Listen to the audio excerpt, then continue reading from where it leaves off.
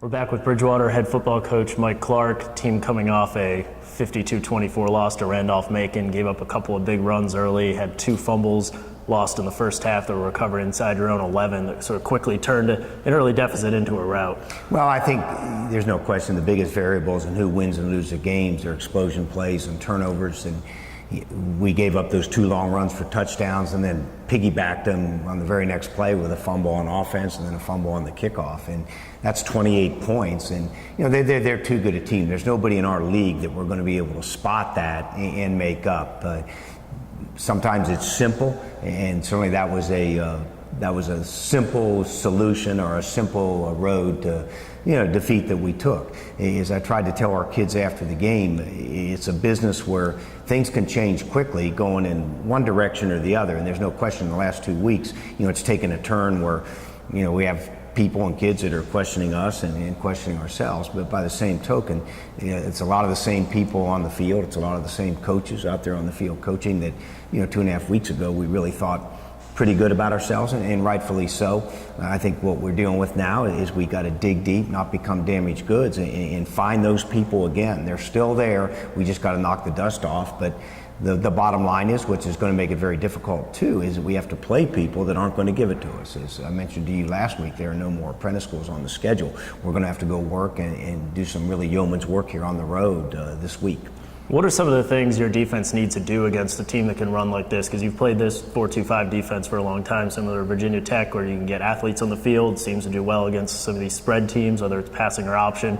But in this game, it looked like Trey Frederick got to that second level behind his offensive lineman, and then were there enough people in the box? So is it just missed? Or did the defensive line need to make some plays? Were missed tackles elsewhere? What do people have to do better in this? Well, I would say this: the 2 big runs that mattered, we had it fitted out. I mean, we missed tackles, right at the line of scrimmage, and it's their guy was better than our guy, in those 2 situations.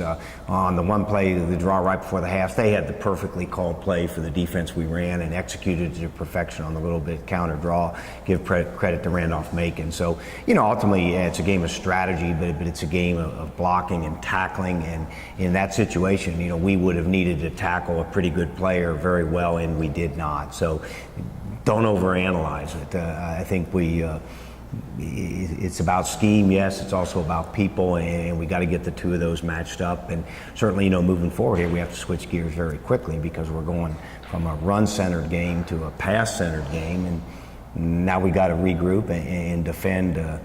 Candidly, a quarterback right now, if he was in Division I, he'd be all over Sports Center with kind of the numbers that he's putting up. But it'll be a big challenge for us. But we're back in that underdog role, and maybe that's the role that suits us best. Yeah. So Hayden Bosserman from Shenandoah, first in the nation in passing yards, second in passing touchdowns. He's helped lead him to a 2-0 start at ODAC play. So what are some of his strengths, and what do you need to do against that passing offense? Well, I think you have to try to keep it off the field, as best you can. We got to do a better job offensively. In ball control, moving the ball. We have to be able finishers once we get on their side of the 50. And I also think he's not a guy, this isn't one of those games, Jimmy, that's going to be about yardage. He's going to get his yardage. I mean, just the fact that, he's hot, some of the throws that he's making, he's not throwing to wide open receivers. I mean, he's throwing some really money balls, and he's also gotten some skilled kids that have made some great runs. So this is one of those games, I look at it like we had to look going on the road last year against Guilford, and we preached all week to our defensive people. It's not a game that's going to be about yardage and statistics. It's going to be a game that's going to be about stops. When do you get going to be stops? It's going to be about a game where when the field gets shortened, you have to do a good job to defend it, when we get into the red zone and on our side of the 50. And then somewhere along the line too, we got to force those turnovers and take advantage of it and be secure with the ball on our part to kind of get the thing swung, because I'll tell you, it's not a game you're going to win 14-10. We're well aware of that. We have a number in the back of our mind, this is what we think we're going to have to hold them to win. And for our offense, we're going to have to improve to get the number we need to win. And when you talk about yardage, they're last in the ODAC in total defense, but they rank a lot higher in points allowed. So clearly they're also making plays where it matters on the field. Well, I think what it gets into, they have an MO, and it doesn't bother them. Yardage doesn't bother them. Candidly, points doesn't bother them real big, because they just figure 50 to 30 is still a 20-point win. So, give credit to them. They found a method of operation that fits them very well.